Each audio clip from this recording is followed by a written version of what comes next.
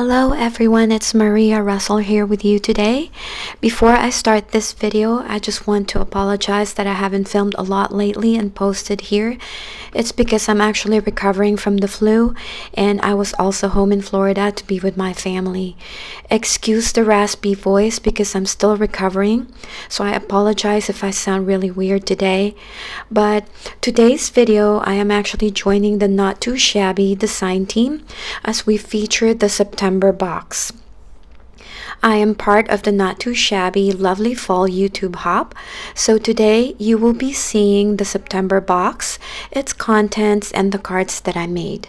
So these are the two paper pads included in the September box. One is a slimline and the other is a 6x6. I really love the colors in this paper pack, and they are double-sided and you get 4 of each design. So I really love the colors that Jamie included in this month's paper pack because it's like the browns and the blues and kind of like a brownish purple. I really love the color combination here. And look at this one. You can actually just cut this out and make that as your background for your card. Really love the wooden pattern here, and these are like sunflowers and cable knit sweaters. So you get all of that, and then you also get the matching sequin mix that matches all the colors in the pack, and you also get the ephemera pack, and you can use those for your cards as well. And then also included is this knit diamond 6x6 stencil plus 2 stamp sets. This one is called Autumn Vibes, and this is a 6x8, and I really love all of the images that you see here and the sentiments.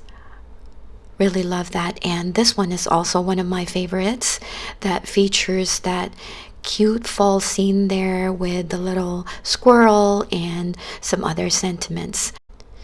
And I made 2 cards.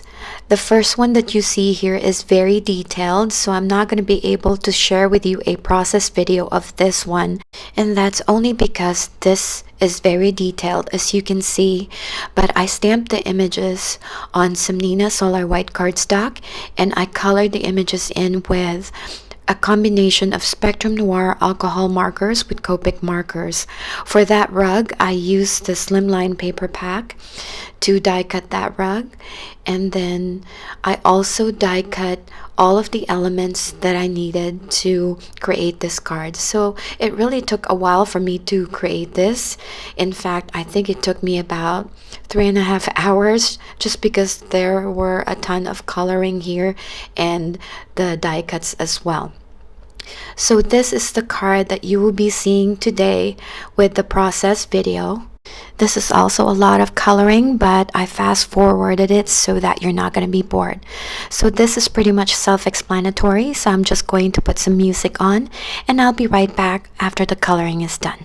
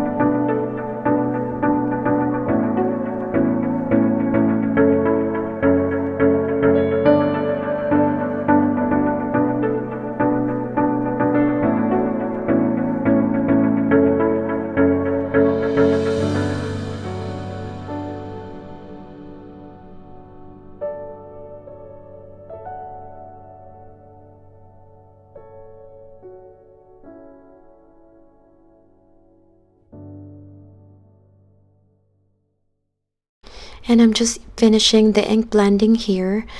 I sprayed a little bit of water, even though you can't see that, but you can see it in real life. So I'm going to adhere this image with some liquid glue, and I was making sure there that the edges are covered with liquid glue so that it stays put.